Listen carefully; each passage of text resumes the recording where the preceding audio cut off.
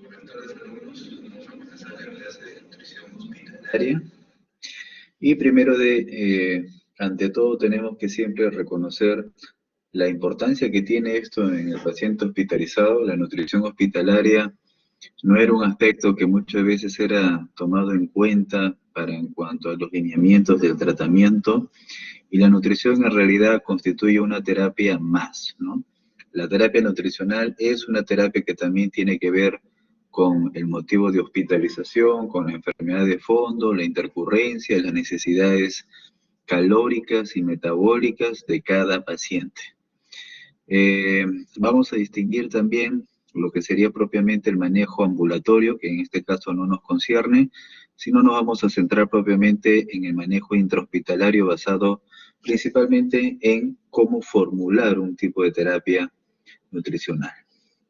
Muy bien, la valoración siempre pasa por un tema de la identificación. Ustedes ya saben esto desde semiología como un síndrome posible consuntivo, todos familiarizados con la pérdida de peso de 10% en 6 meses, pero fíjense que también podemos estratificarlo a la pérdida ponderal en cuanto a una semana, un mes o en 3 meses.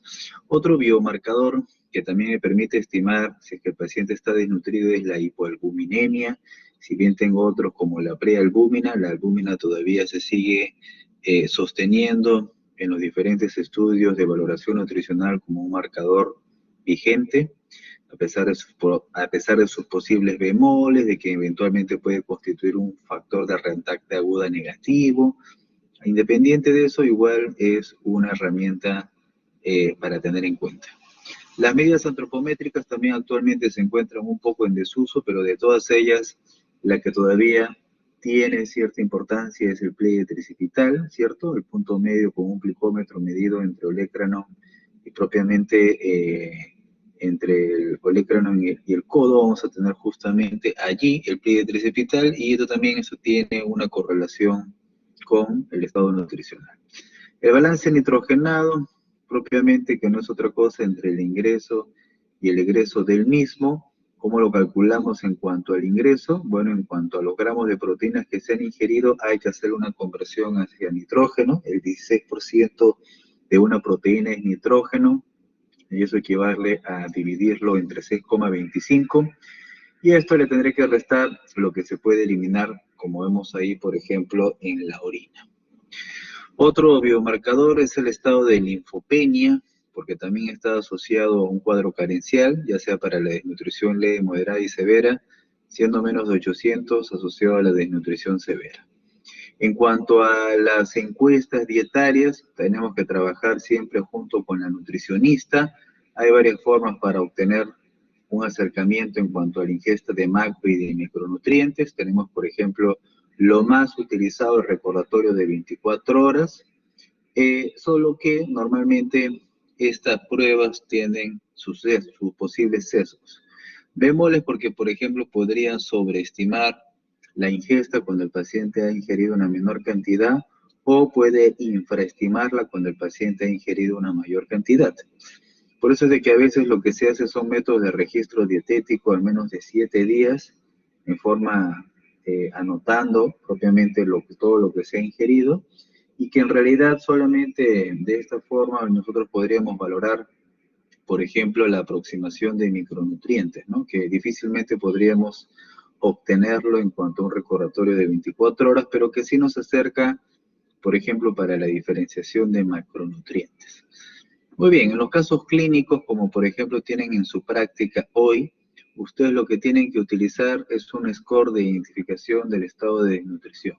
O sea, además de yo haber hecho mi diagnóstico, por ejemplo, de desnutrición calórico-proteica, yo tengo que darle también una gradación llamada BGS. Hay varias escalas, la sugerida en esta clase es esta, tiene una buena sensibilidad y especificidad, valoración global subjetiva, en las cuales, como ven acá, finalmente yo tendré el score de A, bien nutrido, B, ya con desnutrición o sospecha del mismo, y C, severamente desnutrido. Tanto el B y el C requieren una intervención nutricional.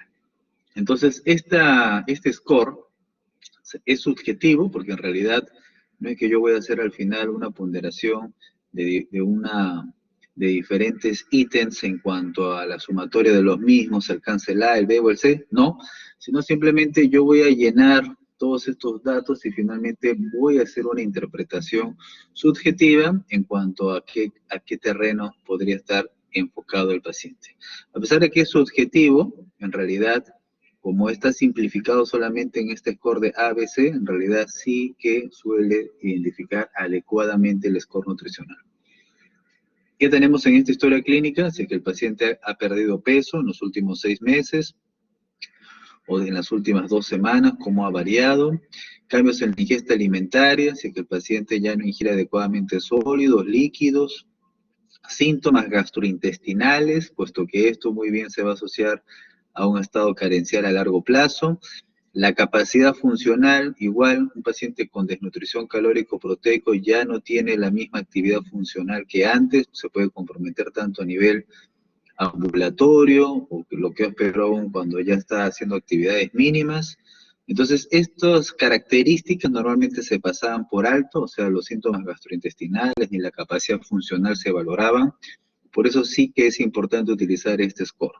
Luego hay que valorar el diagnóstico, ya sea motivo de hospitalización o intercurrencia o la enfermedad del fondo del paciente, y eso tendrá una calificación en cuanto a su grado de estrés o hipercatabolia, ¿cierto? No es lo mismo, pues, estar frente a un paciente que, por ejemplo, tiene un cáncer metastásico y está francamente caquético y está inflamado, no es lo mismo que un paciente, por ejemplo, con una neumonía en ventilación mecánica en unidad de cuidados intensivos, no es lo mismo que un paciente que ha ingresado por un síndrome edematoso y que está hospitalizado para estudio. O sea, todos tienen un diferente grado de estrés y hipercatabolia. Entonces, mientras más hipercatabólico, se supone que vas a tener, por ejemplo, mayores requerimientos de proteínas al día. Así es que todo esto influye al momento de decidir tu score. Y el examen físico, la pérdida de tejido graso, ya sea muscular, el edema, en este caso asociado a la desnutrición, igual que la citis. Muy bien, así que ya lo saben, así van a estratificar a sus pacientes. ¿Por qué es importante tratar al paciente desnutrido? Porque se asocia, como están viendo ahí, a un incremento de la mortalidad. Peor aún si es un paciente hospitalizado con larga estancia hospitalaria, entonces esos pacientes al final se desnutren. Es más, ya está muy estudiado cómo pierde de peso. Es más, una de las estrategias más efectivas para que pierda peso una persona es hospitalizándolo. O sea, realmente hay un desacierto en cuanto a la terapia nutricional hoy, hasta hoy, en cuanto al enfoque hospitalario, ¿cierto? Digamos que a los pacientes le siguen dando simplemente su dieta, lo que tolere, le asiste el familiar, y es muy posible que nunca satisfaga sus requerimientos calóricos o metabólicos. Entonces, un paciente desnutrido a largo plazo, además, se asocia, por ejemplo, si el paciente no ingiere alimentación y solo está con dextrosa, en el peor de los casos, va a generar finalmente una atrofia de las vellosidades intestinales y esto genera una translocación bacteriana y aumenta su posibilidad de hacer infecciones también. Entonces, y eso a su vez con la mortalidad. Muy bien, en cuanto a los macronutrientes, ¿qué podemos recordar de los requerimientos que ya ustedes recuerdan esta distribución porcentual clásica de bioquímica? Carbohidratos fluctúan un 60% aproximadamente, grasas 30%, ya sean las mono, las poliinsaturadas o las saturadas en forma distributiva, y las proteínas, pues el restante, ¿cierto?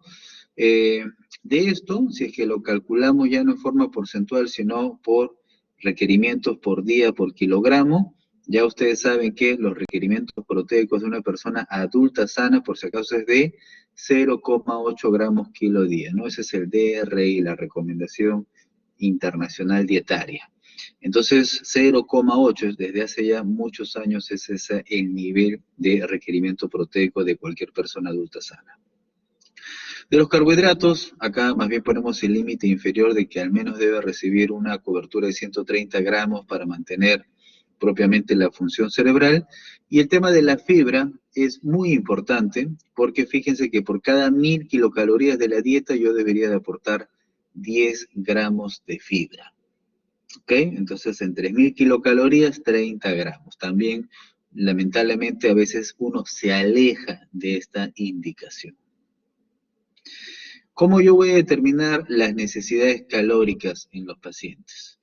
Cuando ustedes ya propiamente han hecho el diagnóstico y ya han decidido que van a hacer una intervención nutricional, a ver, es lo que van a hacer en la práctica, lo primero que tienen que establecer cuáles son sus requerimientos hídricos del paciente.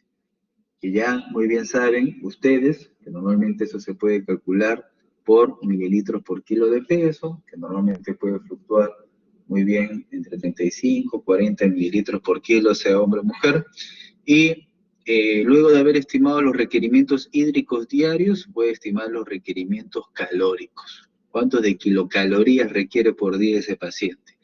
Hay varias fórmulas, ustedes pueden utilizar la de Harris-Benedict, lo multiplican por el factor de estrés según el motivo de hospitalización, pueden utilizar sus móviles, sus páginas de una aplicación de Harris-Benedict, también van a encontrar, así que podrían utilizarlo. Ya no es como antes, en las que uno tenía que aplicar fórmulas. Otro es calorimetría indirecta, pero esto normalmente es un estudio que requiere un dispositivo, normalmente se dispone solo para cuidados críticos que tienen soporte nutricional, así que normalmente no se aplica o no se hace extensivo su uso a nivel intrahospitalario para todos los pacientes. Y la manera más simple es la que se recomienda y se enseña en clase es que van a hacer una aproximación indirecta inicial, ¿ok? En la que simplemente van a estimar inicialmente entre 25 a 30 kilocalorías por kilo el primer día y que por supuesto tendrían que incrementarse después.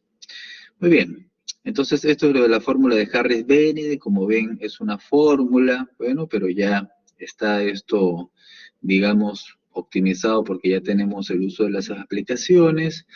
Otras fórmulas son como la ecuación de Mifflin, que incluso se puede recomendar, es recomendada por la Asociación Americana de Diabetes. La calorimetría indirecta, que si bien nos da una información más precisa, esto normalmente me está interpretando cuánto es el consumo de oxígeno, por eso ven acá el marcador del VO2, y esto a su vez está relacionado normalmente a los pacientes que, por ejemplo, pueden estar en conexión a un ventilador mecánico. ¿Okay? Muy bien, cuando el paciente está malnutrido, el gasto energético se calcula con el peso actual y en la obesidad se refiere que debiera de ser con el peso ideal. La fórmula que se recomienda para hacer la estimación de kilocalorías es de 25 a 30 kilocalorías. Entonces, volviendo a retomar lo que van a hacer en práctica, número 1, requerimientos hídricos. Por ejemplo, si mi requerimiento hídrico, por ejemplo, me sale 2100, 2 litros 100 requiere de esa persona por día. Luego hago mi requerimiento calórico. Supongamos que estimo 30 kilocalorías por 7. También me sale 2100, ¿cierto? Entonces, ¿eso qué significa? De que la fórmula que yo vaya supuestamente a indicar va a ser isocalórica. O sea, va a tener una proporción de que por cada mililitro voy a aportar 1 kilocaloría. Y si se pierda esa correspondencia, bueno, simplemente la densidad calórica va a ser distinta. ¿Qué consideraciones tengo que tener en algunos casos? Por ejemplo, en el trauma, y esto a veces se puede extender en los pacientes recientemente hospitalizados y que son críticos. En el trauma, porque se ha traspolado esa información desde el trauma. El trauma atraviesa por dos fases, la fase EPI y la fase flow. La primera es una fase hipometabólica que ocurre inmediatamente después del trauma. En cambio, la fase flow es una fase al revés, hipercatabólica, en la que evidentemente vamos a encontrar más bien todo el efecto hormonal esperado desde el punto de vista endocrino frente a una hipercatabolia. A ver un momento.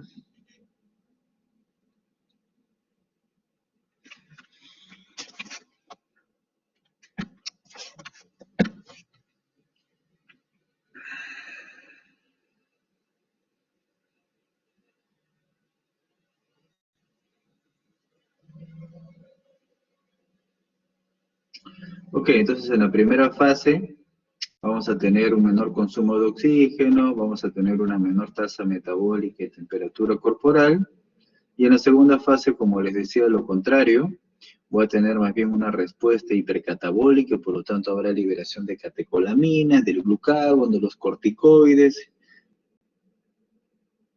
¿Y esto por qué tiene importancia? Porque si el paciente, por ejemplo, se encuentra en una primera fase hipometabólica, yo mal haría si es que le doy una gran carga de kilocalorías en el paciente. O sea, yo a ese grado de trauma o de estrés, o sea, a esa fase hipometabólica que puede tener el paciente, yo le podría agregar un estrés dietario, si es que yo le doy una sobrecarga de kilocalorías. Se supone de que yo debo de proporcionar acorde a la demanda. Si si el paciente no se encuentra en una fase hipometabólica y ya luego está en una fase flow hipercatabólica, es allí cuando yo debo de incrementar propiamente el consumo de kilocalorías. Por eso es de que en el trauma, normalmente en un periodo inicial de ingreso, la recomendación es una dieta hipocalórica hiperproteica. En cambio, después ya podría incrementar propiamente las kilocalorías. En general, en consideración a ello, es de que también muchas veces parto con una menor concentración de kilocalorías para la primera indicación o el primer día de intervención nutricional y luego ya progresivamente voy subiendo las necesidades. Por eso es de que al final reiteramos en que deben calcularlo con entre 25 a 30 kilocalorías por día. Esto va a variar, como lo ven, en los pacientes ya con mayor hipercatabolismo franco, va a aumentar finalmente en los pacientes con trauma, en los pacientes con sepsis, en un paciente sometido a una cirugía electiva. En todas esas condiciones puede darse el incremento de hipercatabolismo. El balance nitrogenado, por ejemplo, en estos pacientes, ¿cómo va a encontrarse? Bueno, primero de que normalmente el balance nitrogenado debería ser casi neutro. O sea, debería haber una correspondencia entre la ingesta y eliminación. Pero ¿qué pasaría si empieza a reducirse? Por ejemplo, si es menor a 5 o si es peor aún, si es menor a 10. ¿Eso qué significaría? Significaría que se estaría perdiendo más de lo que se está ingresando. El ingreso es por la ingesta y lo que se pierde es por el hipercatabolismo. Entonces, un balance nitrogenado negativo estaría implícito cuando un paciente está hipercatabólico, como muy bien puede ser un paciente gran quemado, con shock séptico, con politrauma, policontuso. Todos esos ejemplos normalmente lo vamos a encontrar en pacientes que tienen un balance nitrogenado negativo. A ver, la conexión.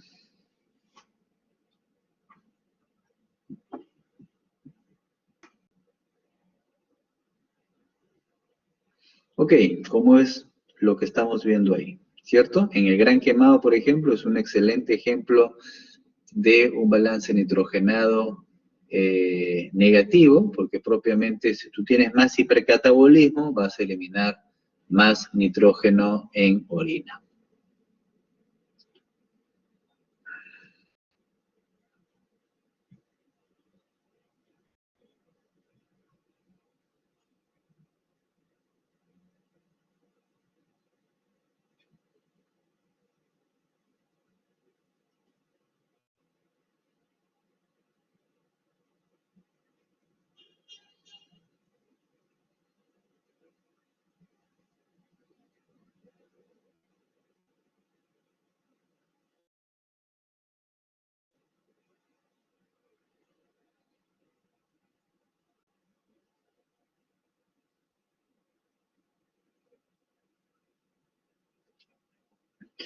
Ok, continuamos.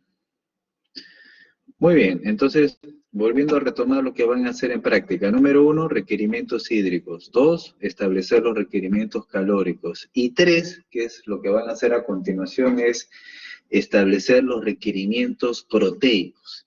Entonces, esto va a depender del grado de estrés del paciente. Si el paciente tiene, por ejemplo, un estrés severo, ya yo le debo de dar una mayor cantidad, una mayor ingesta proteica, estimada entre 1.5 y 2 gramos por kilo día, ¿no? A diferencia del paciente que no tiene estrés, como actualmente estamos, en la que solamente se ingiere una dieta normoproteica que se estima en 0,8 gramos kilo día. ¿Ok? Y el estrés moderado muy bien puede estar en un rango intermedio, aproximado entre 1 a 1.2 gramos kilo día. Hay una equivalencia también en cuanto a la distribución de macronutrientes, entre menos de 15, 15 a 20, más de 20% en el estrés severo. Y finalmente, luego de que ustedes han calculado sus requerimientos proteicos, según el grado de estrés por la enfermedad del paciente, ustedes pueden verificar lo que ustedes están estimando, calculando según lo que dice esta relación proporcional. ¿Qué cosa me dice? Calcule usted la relación de kilocalorías no proteicas entre los gramos de nitrógeno. Eso es lo que yo debo de hacer también a modo de verificar la fórmula que estoy administrando. Si, por ejemplo, yo ya tengo mis kilocalorías y ya tengo mis gramos de proteínas que le pienso administrar al paciente, debo de verificar si la relación kilocalorías no proteicas con los gramos de nitrógeno es acorde al paciente que estoy tratando. En el estrés severo se recomienda que la relación de kilocalorías no proteicas con gramos de nitrógeno sea menos de 100. Si no hay estrés, más de 150 a 1. Entonces, ¿cómo se calcula esto? Bueno, simplemente, si ustedes han estimado la cantidad de kilocalorías, el total, digamos que es 100, y supongamos de que ustedes han estimado que sus gramos de proteínas, digamos que le sale, digamos, 20 gramos, entonces, ¿cuántas kilocalorías de proteínas tienen ahí? Simplemente lo multiplican, ¿cierto? 20 por 4. Entonces, eso de allí, luego van a restar, o sea, es 80, le van a restar a ese 100. Al final te quedaría 20, ¿ok? A modo de ejemplo matemático. Entonces, simplemente kilocalorías no proteicas. ¿Y eso con qué lo van a dividir? Con los gramos de nitrógeno. ¿Cómo calculo los gramos de nitrógeno? Ya lo vimos en la segunda diapositiva, simplemente los gramos de proteínas entre 6,25. Así que así nos acercamos a esa ponderación. ¿Cuáles son los tipos de nutrición? Tenemos la nutrición enteral y la parenteral. ¿Cuál es la indicación de la nutrición enteral? Que es como... Una cosa es la nutrición oral, que el paciente ingiere directamente en boca, ya sea él mismo o asistido, y la otra es la enteral, en la que hay que colocarle la sonda nasogástrica o nasoyuyunal, por ejemplo. ¿Cuándo indican ustedes una sonda nasogástrica, o sea, nutrición enteral? Como ven ahí está la respuesta. Cuando los pacientes no consiguen una adecuada nutrición para poder satisfacer sus demandas metabólicas diarias. ¿Okay? Y que muy bien se podría dar si es que el paciente está hipercatabólico, séptico, etcétera. Ese paciente no suple sus necesidades metabólicas con la alimentación, muchas veces puede estar incluso hasta hiporéxico. Entonces yo puedo plantear en ese caso darle una terapia nutricional enteral, o sea, por una sonda nasogástrica. ¿Ok? ¿Y cuál es el requisito? Que el tracto gastrointestinal esté funcionante. En cambio, ¿cuándo indico nutrición parenteral? Cuando el tracto gastrointestinal es no funcionante. Eso subrayenlo, márquenlo, píntenlo, porque eso a veces, por alguna razón, no se entiende. Años atrás, a veces indicaban nutrición parenteral a los pacientes cuando los pacientes muy bien podían ingerir alimentación por el tracto digestivo. Entonces eso no tiene ningún sentido, ¿no? Si el paciente puede recibir en el tracto digestivo para promover las vellosidades intestinales, el funcionamiento normal entérico, entonces la indicación debe de ser nutrición enteral. Salvo que tenga una resección, bueno, lógicamente, pues ya no va a poder recibir nutrición enteral, sino parenteral, ¿ok? Muy bien, la sonda nasogástrica, algunos conceptos, miren, hay de varios tipos, de polivinilo, poliuretano, siliconada, son de 8 a 12 French. A veces se obstruye, lo que hay que indicar es bebidas bicarbonatadas con agua caliente. Hay algunos medicamentos que no deberíamos administrarlos, como la acetilcisteína o la fibra, porque puede obstruir la sonda. Y cuando ustedes ven una sonda nasogástrica en los pacientes, normalmente hay que marcarlo. Bueno, se hace el lavado diario y se marca, como ven aquí. ¿Por qué se marca? porque puede ser de que la sonda se desplace y al final ya no está en la cámara gástrica, sino se fue hacia el duodeno. Se supone que la sonda nasogástrica tiene que estar en la cámara gástrica. Entonces, ¿cómo yo sé si es que se desplaza o no se desplaza? Marco justamente la zona cercana a su inserción nasal y por lo tanto ya sé si es que se desplazó o no se desplazó. Si se desplazó, incluso yo puedo empezar a tener drenaje biliar, lo cual simplemente significa que se ha desplazado la zona nasogástrica. Recuerden que normalmente una persona produce grandes cantidades de jugos durante el trayecto intestinal. Por eso es de que no hay que confundirnos y hay que tener en clara la diferenciación. En algunos pacientes, por supuesto de que si hacen ilio, por supuesto de que harán residuo gástrico, ¿no? Entonces encontrarás ahí en la bolsa de la sonda nasogástrica, vas a encontrar más el 50% de lo que le habías indicado de la dieta. Más del 50%, ahí recién sospecharás ilio.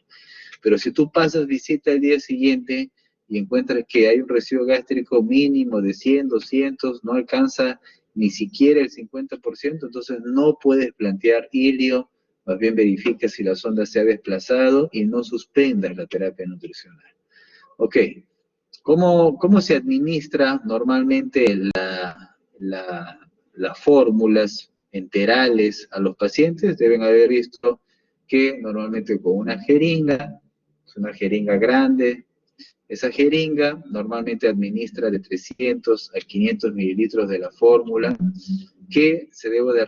la cual ya ha sido repartida durante varias veces durante el día, ¿no? Las jeringas son grandes, de 50 mililitros, y normalmente la presión del émbolo debe ser lenta, muy lenta, ¿ya? De 20 a 30 mililitros por minuto. Lamentablemente a veces, por la deficiencia de personal técnico, etcétera, lo que vemos es de que cuando le administran la fórmula enteral, lo que hacen es prácticamente darle a gravedad, ¿cierto? A gravedad prácticamente le dan la fórmula a través de la jeringa, pero en realidad no debe de ser así, sino debe haber una presión con el émbolo y como ven, no más a 20 a 30 mililitros por minuto. La dieta que ustedes deben administrarla, fijen entonces que siempre lo ideal es fraccionarla.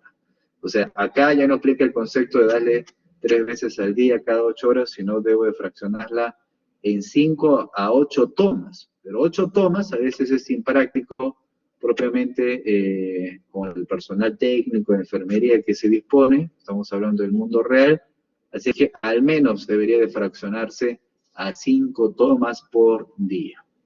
De paso, de que mientras más lo fracciona, el paciente va a tener menor riesgo, por ejemplo, de que se aspire, etcétera, ¿no? Por eso es de que lo que se promueve más bien debería ser es una administración continua. Si tuviéramos una bomba de infusión, de preferencia así deberíamos de estar administrando la alimentación, para evitar el residuo gástrico, por ejemplo. Si no tenemos la bomba de infusión, la bomba infusora, entonces usted reparta su dieta total en 5 tomas durante el día. Muy bien. De las fórmulas enterales, ¿qué podemos decir? Que hay 2 tipos, las fórmulas poliméricas y las oligomonoméricas. Lógicamente, ¿qué diferencia va a haber entre estas? Si esta es oligomonomérica, compuesta por disacáridos, monómeros, etcétera, entonces, como hay moléculas más pequeñas, habrá más moléculas, y por lo tanto, si tiene más moléculas, tendrá mayor osmolaridad, ¿cierto? Por eso, si tienes mayor osmolaridad, ¿qué es lo que podrías generar a nivel del tracto intestinal? Efecto osmótico. Y eso podría generarse con una ganancia de agua a nivel de la luz intestinal. El paciente podría tener disconfort, podría tener embalonamiento, podría tener distensión abdominal, podría tener diarrea. Por lo tanto, ¿qué fórmula se tolera mejor? Se tolera mejor las poliméricas. ¿Ok? Por esa razón tiene mejor tolerancia que las oligomonoméricas. Ahí tienen diferentes fórmulas comerciales, algunos seguro ya han escuchado, Ensure Osmolite. ¿Qué es lo que tenemos que fijar de todas estas fórmulas, independiente del nombre que ustedes están leyendo acá, que por ejemplo acá dice Pulmocare, acá dice Nepro, independiente de eso, que alguien podría pensar, pulmón o riñón, independiente de eso, lo que uno tiene que fijar en estas fórmulas es cuánto están aportando de proteínas por día. Por ejemplo, el Ensure está aportando 35 gramos de proteína por litro. Y el Osmolite, 40 gramos de proteína por litro. ¿Y qué particularidad tienen estas fórmulas? Que son isocalóricas. O sea, aporta 1 litro, aporta 1000 kilocalorías, por ejemplo. En cambio, estas fórmulas de acá, como el Pulmocare o el Nepro, son fórmulas que tienen mayor densidad calórica, como están viendo acá. Por ejemplo, cada mililitro aporta, en el caso del Pulmocare, 1.5 kilocalorías, o en el caso del Nepro, 2 kilocalorías. ¿Y cuándo me va a ser necesario ese tipo de indicación?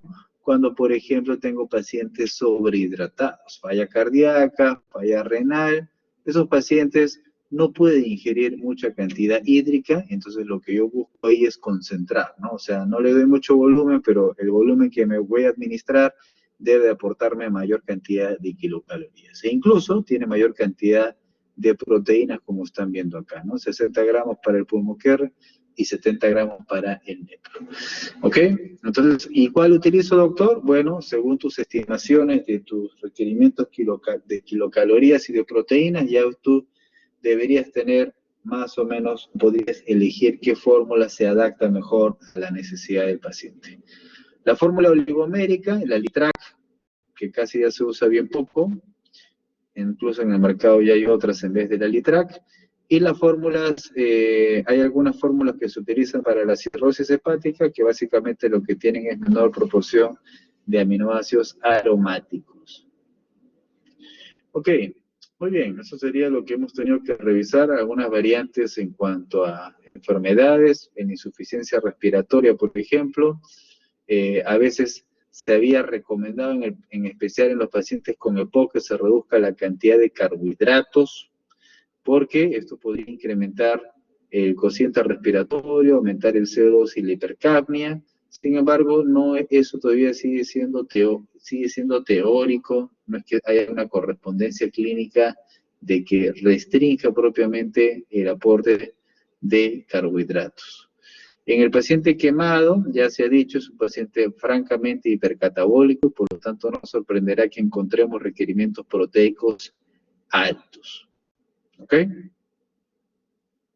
En una cirugía, yo también puedo utilizar el factor de estrés, puedo multiplicar, ya sea frente a una cirugía, como dice acá, urgente pero no complicada, o una cirugía complicada, tendré que incrementar aún más el factor de estrés.